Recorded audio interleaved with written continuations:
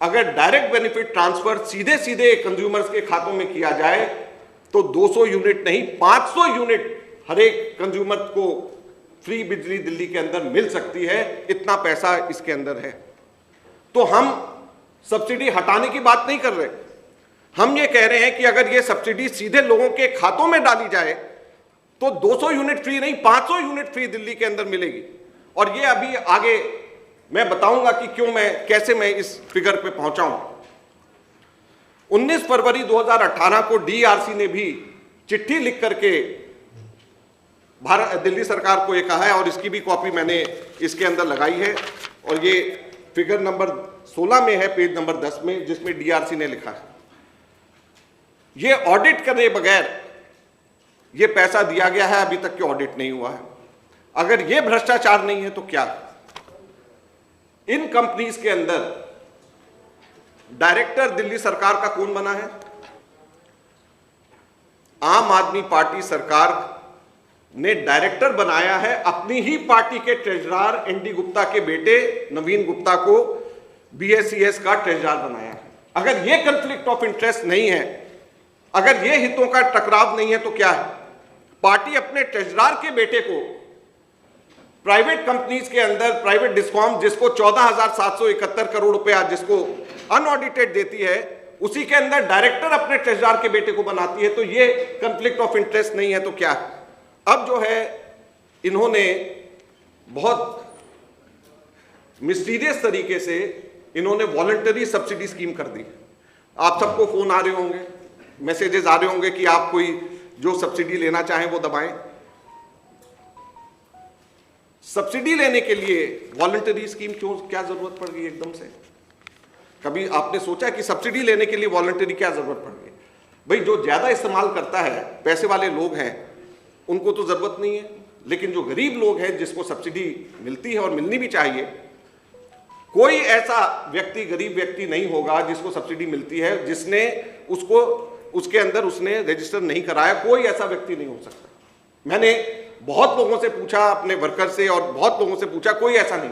बल्कि जिनको सब्सिडी नहीं भी मिलती है उन लोगों ने भी रजिस्टर करा लिया कि हो सकता है कल को सब्सिडी मिले तो हम लोग उसमें कर जाए। लेकिन जिसको सब्सिडी मिलती है ऐसा एक भी व्यक्ति नहीं हो सकता कि जिसके अंदर सब्सिडी जिसने नहीं लिया।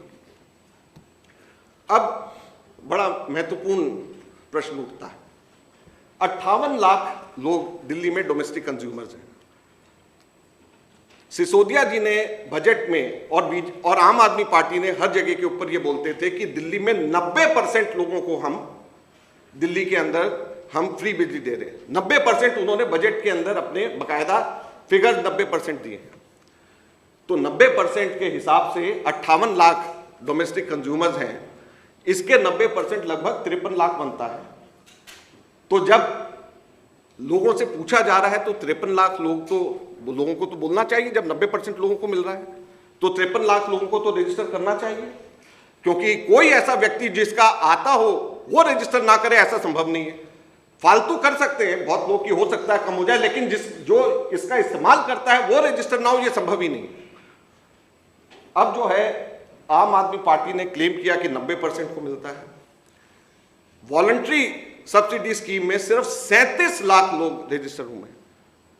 60% 90% ये क्लेम करते थे, सिर्फ 60% उसमें से रजिस्टर हुए हैं। 1/3 लोग रजिस्टर नहीं हुए हैं। इसका क्या मतलब है? इसका मतलब 1/3 फर्जी सब्सिडी के पैसे दिल्ली सरकार इनको देती थी। इसका मतलब यह है कि 14,731 करोड़ रुपए की जो सब्सिडी दी गई है, असल में उसके अंदर 1/3 फर्जी अकाउंट्स बना करके सब्सिडी दिए गए, और इसी वजह से इसका ऑडिट अभी तक के नहीं हुआ है। मुझे एक चीज बड़ा स्पष्ट मैं फिर से दोहराना चाहूंगा, 58 लाख दिल्ली में डोमेस्टिक कंज्यूमर्स हैं। ये दिल्ली सरकार अंबानी की कंपनीज को, डिस्कॉम्स को, प्राइवेट डिस्कॉम्स को 90% डोमेस्टिक कंज्यूमर्स के हिसाब से 14,731 करोड़ रुपया सब्सिडी के रूप में दिया। अब जब वॉलंटरी सब्सिडी स्कीम जब निकाली गई तो 90% नहीं, सिर्फ 60% लोगों ने रजिस्टर किया, और उसके अंदर जितने भी लोगों को सब्सिडी मिलती होगी उन्होंने तो किया ही होगा, फालतू ने भी किया होगा। चलो, लेकिन हम मान लेते हैं कि 60% ने किया, तो वो 30% बाकी कहां चले गए? और क्यों ये लोग डीबीटी को अपोज कर रहे थे, क्यों नहीं? आरटीआई मैंने लगाया 2019 में, यहीं से मैंने प्रेस कॉन्फ्रेंस करी थी इसी जगह से, और मैंने मांग करी थी कि इनको डीबीटी करके इनको दिया जाए और 500 यूनिट हो जाएंगे। नहीं माना, मैंने आरटीआई पे मांगता रह गया, मुझे हिसाब बताएं कि कितने कंज्यूमर्स को कहां मिलते हैं, अभी तक नहीं मिला। तो 30% curious case of missing more than 30% subsidy accounts. क्या डीबीटी जो अभी आने वाली है उसको ध्यान में रख करके इन्होंने वीएसएस जो वॉलंटरी सब्सिडी स्कीम निकाली है, इसका तो यही मतलब निकलता है कि इनको पता है कि केंद्र सरकार ने डीबीटी अनाउंस कर दिया, अब डीबीटी होना ही है, तो उस वक्त पता चलेगा कि एक्चुअल कितने हैं, तो इसलिए इसको अभी वीएसएस कर दिया जाए ताकि ये कहा जा सके कि हमने तो स्कीम निकाले और दिल्ली के अंदर 30% लोग बहुत ही कट्टर ईमानदार हैं जिन्होंने कहा कि हम 800 रुपया महीने का नहीं लेना चाहते। तो कौन सा ऐसा गरीब आदमी है जो 800 रुपया अपने परिवार के लिए हर महीने जो है केजरीवाल सरकार को दान के स्वरूप में दे देगा, मैं ये जानना चाहता हूं।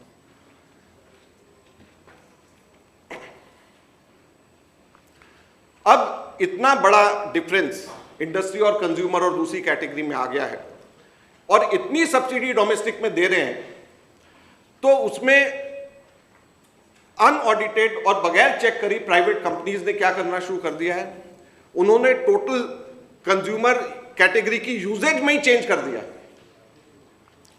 डोमेस्टिक कंजम्पशन ये कहते हैं 2015 से में 38.25% था, अब बढ़ करके 58.74% हो गया। जब जिसमें सब्सिडी मिल रही है उसका कंजम्पशन बढ़ा दिया। कमर्शियल का 19.40 से घट करके 16.79 और इंडस्ट्रियल का 10.20 रहा है। इसके अंदर दो कारण हैं। एक तो जैसे मैंने कहा कि पहले दिल्ली से बहुत बड़ी स्केल के अंदर इंडस्ट्रीज और ऑफिसेज शिफ्ट हो रहे हैं, तो जाहिर बात है कि कमर्शियल और इंडस्ट्रियल कम हुआ। लेकिन इसके साथ में ये भी एक कारण है कि जितनी सब्सिडी डोमेस्टिक के अंदर बढ़ रही है, ये अपनी कैटेगराइजेशन चेंज, क्योंकि कोई चेक नहीं है, कोई ऑडिट नहीं है, ये कंपनीज ये कह देती हैं कि हमारे 1 लाख मिलियन यूनिट टोटल इस्तेमाल में से 50,000 मिलियन यूनिट डोमेस्टिक में गया, तो आंख बंद करके उसको मान लिया जाता है और उसके हिसाब से सब्सिडी दे दी जाती है। और ये मैंने ईयर वाइज बताया है कि किस प्रकार से सब्सिडी किस प्रकार से कंज्यूमर कैटेगरी के अंदर परसेंटेज में चेंजेस हुई हैं, और ये लास्ट स्लाइड है जिसमें मिलियन यूनिट्स किस प्रकार से कंज्यूमर कैटेगरी के अंदर चेंजेस हुई हैं ओवर द ईयर्स, ये इसमें दिखाया है।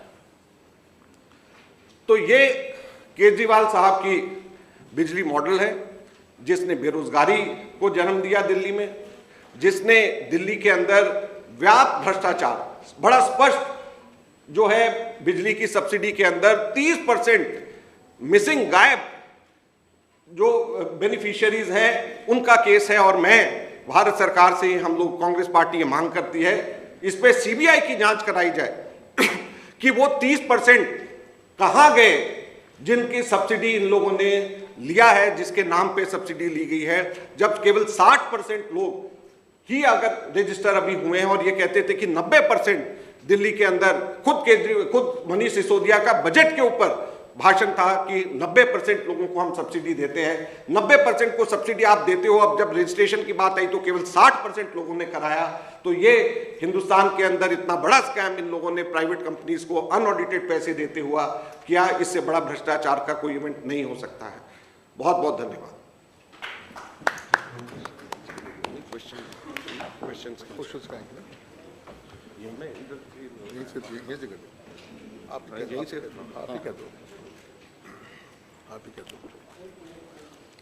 कोई प्रश्न आप लोग पूछना चाहेंगे? एक मिनट, मेरे से भी पूछ सकते हैं। अनिल चौधरी जी भी यहाँ पे हमारे प्रदेश अध्यक्ष हैं और अनिल भारद्वाज जी भी हमारे मीडिया के चेयरमैन यहाँ पे हैं। आप किसी से भी आप लोग पूछ सकते हैं। सर, आपने जो पेश किया है इसमें एक चीज और था जो दिल्ली हम लोग पेश कर रहे हैं, जो बिल हम लोगों के आते हैं उसमें नए नए तरह के चार्जेस इंचार्ज, उसके बारे में आपने जरा सा नहीं, ऐसा है कि जो मैंने टोटल एवरेज बताया है तो उसमें सब इंक्लूडेड है। जैसे दिल्ली के अंदर रेगुलेटरी एसेट्स के सरचार्ज 8%, पेंशन ट्रस्ट सरचार्ज 7%, आपका PPAC जो है 16%, टोटल जो है मिला करके पूरे हिंदुस्तान में कहीं पर भी टोटल रेवेन्यू दिल्ली के अंदर जो, जब मैंने बताया 8 रुपीज 67 पैसा है, तो मैं आपको बताना चाहूंगा 6 रुपीज 29 पैसा रेवेन्यू है सर। और 6 रुपीज 29 पैसे के ऊपर जो ये सारे सरचार्जेस वगैरह हैं सब मिलाकर के 8 रुपीज 67 पैसे, ये एवरेज है।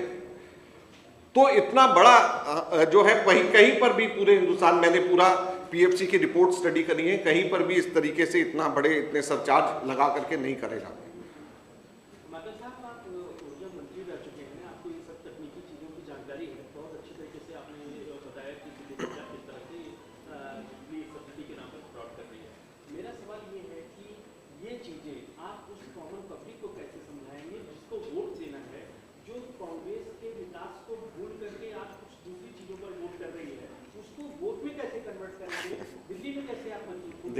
देखिए ऐसा है, हम अपना फर्ज पूरा कर रहे हैं।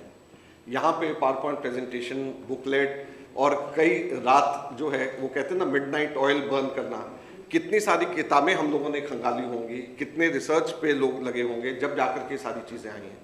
तो हम आपके सामने लेकर के आए हैं और मेरा आप लोगों से सबसे विनम्र निवेदन है कि दिल्ली की जनता को सच्चाई और आईना दिखाना चाहिए कि मैंने बड़ा स्पष्ट कंपैरेटिव एनालिसिस किया और सबसे पहले एफिडेविट दिया है कि ये सब सरकारी आंकड़े हैं। तो ये आप लोगों का भी काम है, जो हमारा काम है वो हम कर रहे हैं। हमारे संगठन एक्टिव है, हम लोग जो है संगठन की तरफ से लगातार हम इन सब चीज़ों को उठाते रहते हैं। जनता को सोचना है और आप लोगों को जनता के सामने रखना है।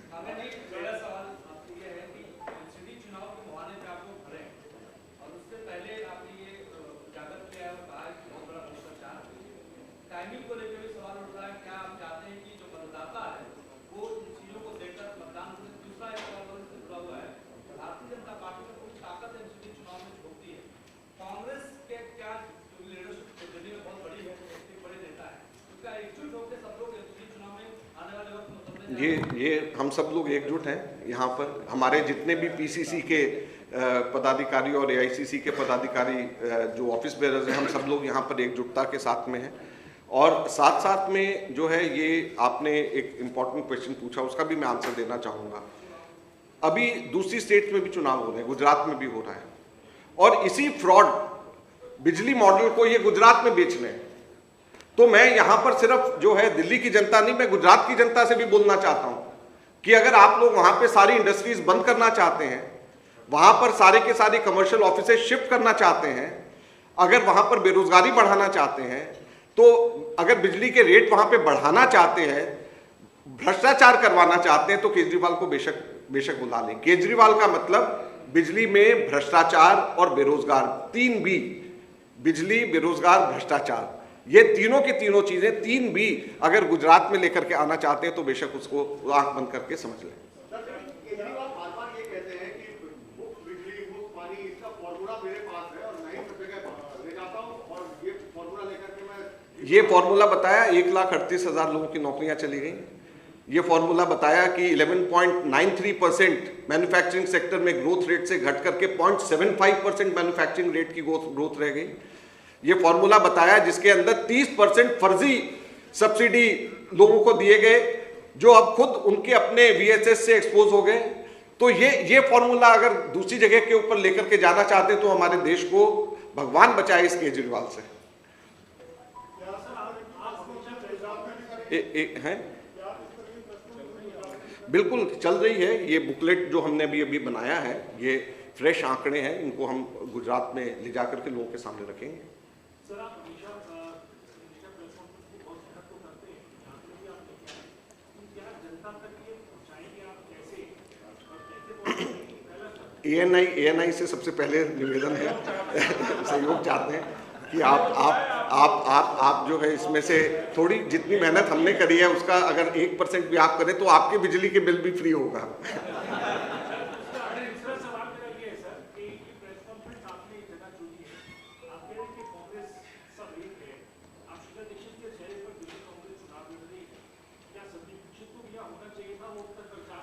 गुजरात में वो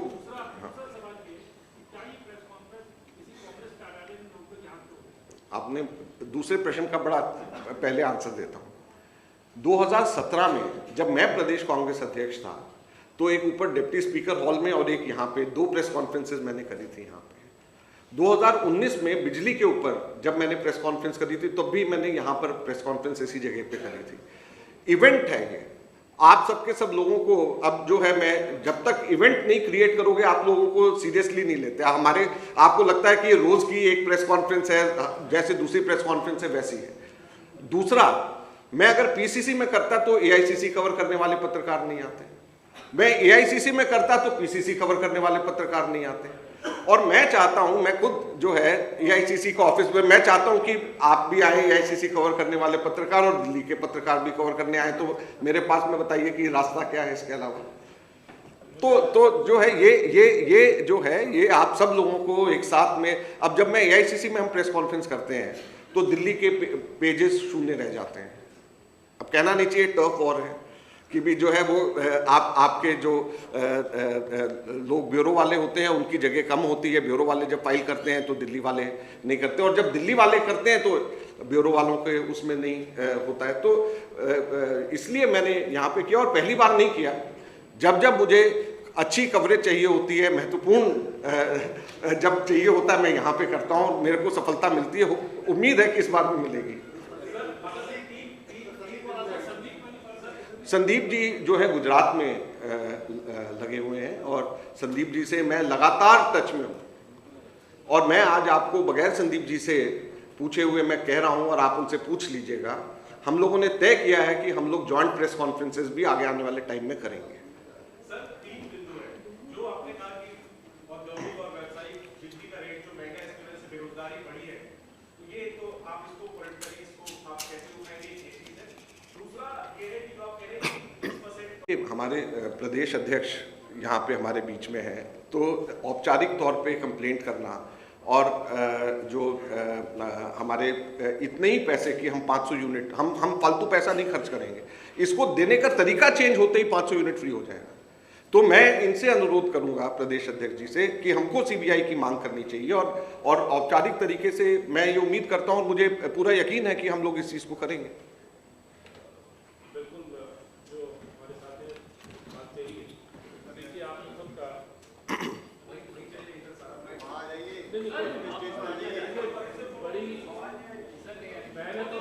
इधर आ जाओ आप। नहीं, एक मिनट अनिल जी, ये यहाँ पे से बोल रहा हूँ।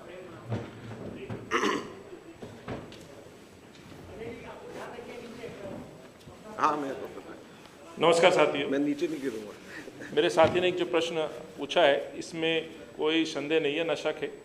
और एक साथी ने बड़ी शिद्दत से कहा कि मेहनत की हम लोगों ने, और काफ़ी मेहनत के बाद हम एक उस व्यक्ति को लगातार एक्सपोज कर रहे हैं जो इस दिल्ली की जनता को गुमराह कर रहा है। तो इतना बड़ा मसला है, हम बार बार तमाम बिंदुओं पर सीबीआई में भी गए हैं, हम एलजी के पास भी गए हैं, और इस मसले पे भी दिल्ली कांग्रेस कमेटी जाएगी। न्याय नहीं मिलेगा तो कानून के पास भी जाएंगे, क्योंकि ये दिल्ली की जनता का पैसा है। दिल्ली के साथ धोखे का विषय भी है और आर्थिक नुकसान का विषय भी है। तो मैं ये कहना चाहता हूँ आपसे, और एक साथी ने सवाल कहा था, सिद्धार्थ जी ने, आपसे हम सहयोग चाहते हैं। हमारा कांग्रेस का कार्यकर्ता घर घर जाके इस बात को कह रहा है, लेकिन पत्रकार बंधुओं से मैं अजय जी के बिहाफ पर ये अपील करना चाहता हूँ, ये दिल्ली के बेहतरी के लिए दिल्ली के लोगों का पैसा है जिसको व्यर्थ में लूटा गया है और उस पर वाहवाही लूटी गई है। तो इसको आप भी सहयोग करें जिस उद्देश्य के लिए आपको यहाँ बुलाया है। धन्यवाद।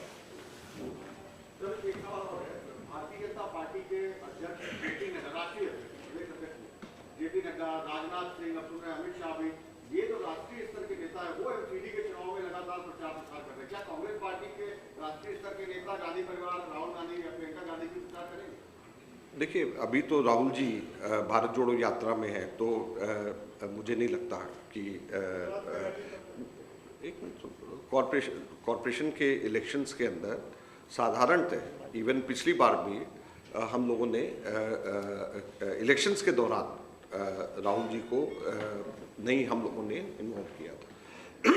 जो हमारे राष्ट्रीय नेता हैं, जो जहाँ पर हैं, प्रदेश कांग्रेस कमेटी उनको बुलाएगी और सबके सब लोग उसमें एक्टिव होंगे, कहीं पे भी कोई कमी नहीं रहेगी और हम लोग पूरी ताकत के साथ लड़ेंगे। एक सर, इसमें सर मैं एक चीज़ जोड़ दूँ। एक बार लोकसभा में हार चुके हैं, विधानसभा में पूरे आपकी जीरो है, वो अभी तक आपकी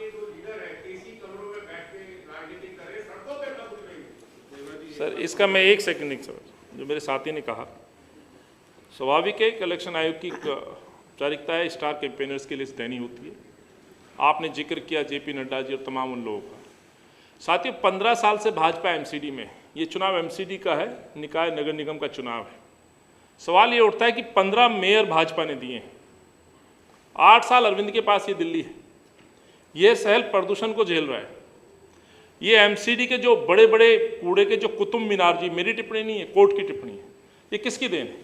तो सवाल ये उठता है कि इस पर जवाब इनके मेयर्स को देना है, भाजपा के प्रदेश अध्यक्ष को देना है।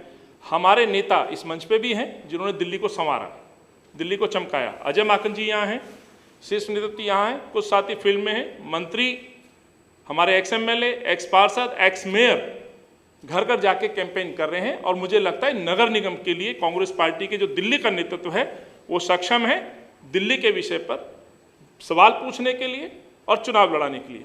लेकिन ये भी कटु सत्य है, कांग्रेस परिवार है, हमें वरिष्ठ नेताओं का सहयोग मिलेगा, आशीर्वाद मिलेगा, वो भी कैंपेन में उतरेंगे। ये मैं आपसे कहना चाहता हूँ।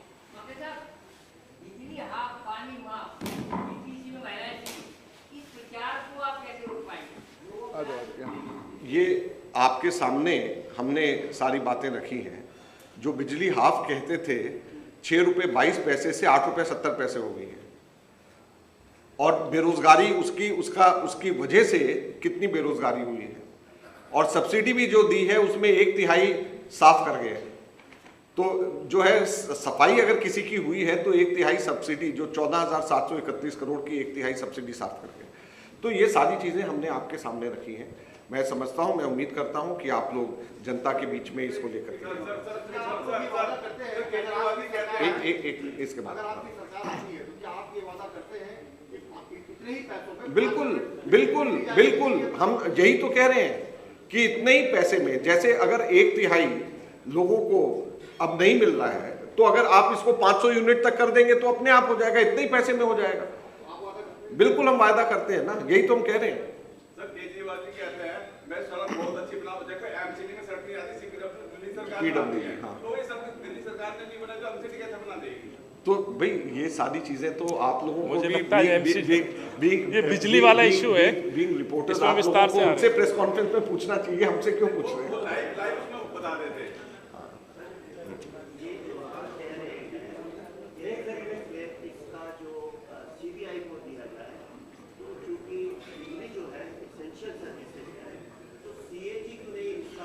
देखिए हम लोग लगातार सीएजी के ऑडिट, मैंने इसमें हम लोगों ने कहा ही है कि सीएजी को ऑडिट होना चाहिए।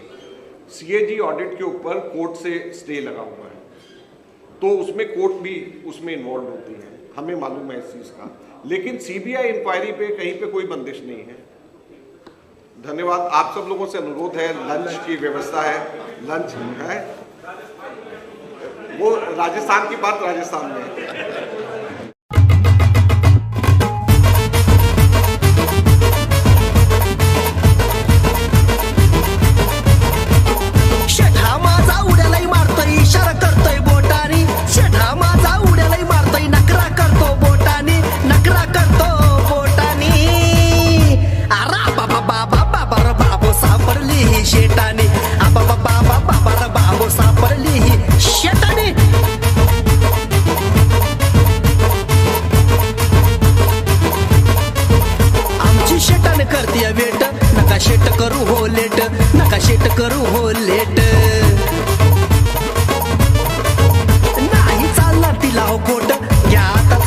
भेट तुम्ही आताच जाऊन भेट दिलदार मनाची आमची हो मैना, दिलदार मनाची आमची हो मैना, खुश करल तुम्हाला ओठानी, खुश करल तुम्हाला ओठानी। अरे बाबा बाबा बाबा बाबो सापडली ही शेटानी, अबर बाबा बाबा बाबा सापडली ही शेटानी।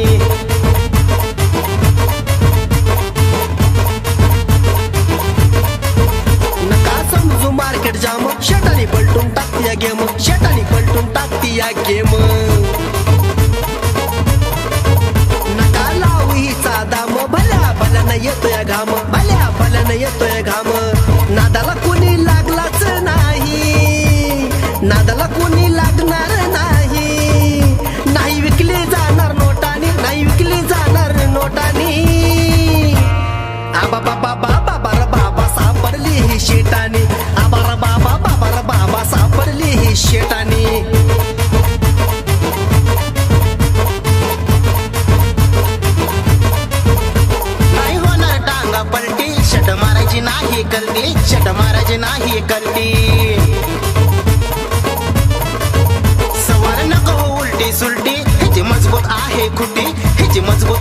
खुटी चालणार नाही 420 चालणार नाही 420 दोघं फिरायचं असं थाटाने फिरायचं असं थाटाने आबा बाबा बाबा रे बाबो सापडली ही शेटाणी आबा बाबा बाबो रे बाबो सापडली ही शेटाणी बाबा बाबा रे बाबा सापडली ही शेटाणी आबा रे बाबा सापडली ही शेटाणी आबा बाबा बाबो रे बाबो सापडली ही शेटाणी बाबा सापडली ही शेटाणी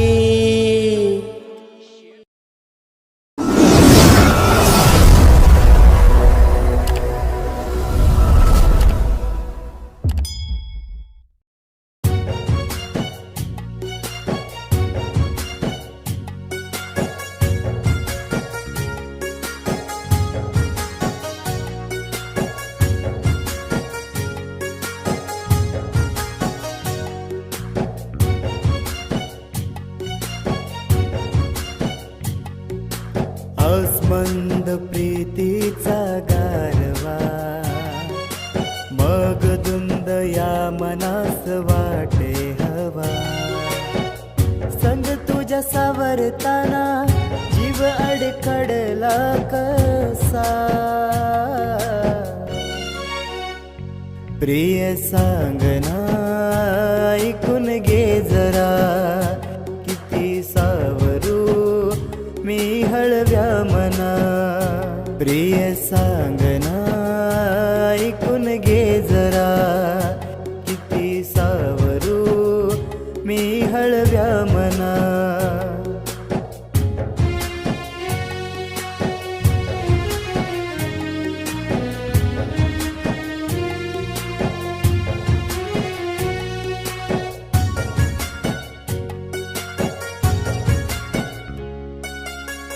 लाटास वेल हरताना पानवेली बहरताना संग तुझ्या सावरताना जीव अडकला कसा लाटास वेल हरताना पानवेली बहरताना संग तुझ्या सावरताना जीव अडकला कसा हळूवार बोलताना हरलो मी कसा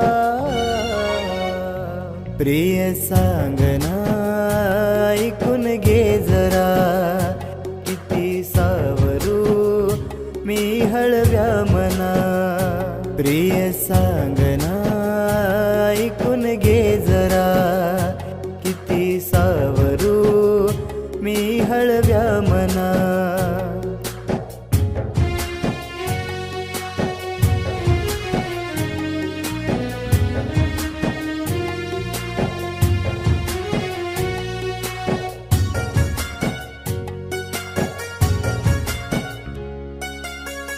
वाटेवरी ग माझ्या पाऊल तुझे असे छेडतानी मला का सावलीत तू दिसे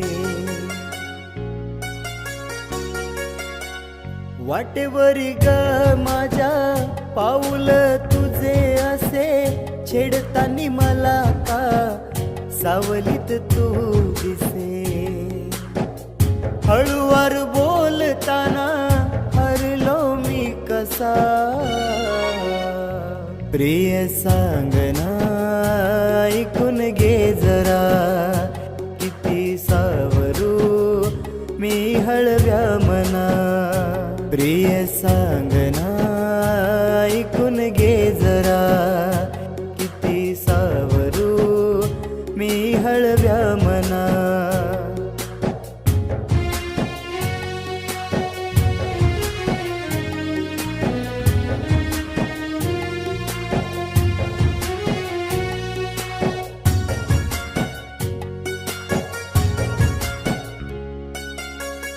नजरेशी तू पहावी खुनवताच काही रात झाली अपुरी प्रीत कळलीच नाही नजरेशी तू पहावी खुनवताच काही रात झाली अपुरी प्रीत कळलीच नाही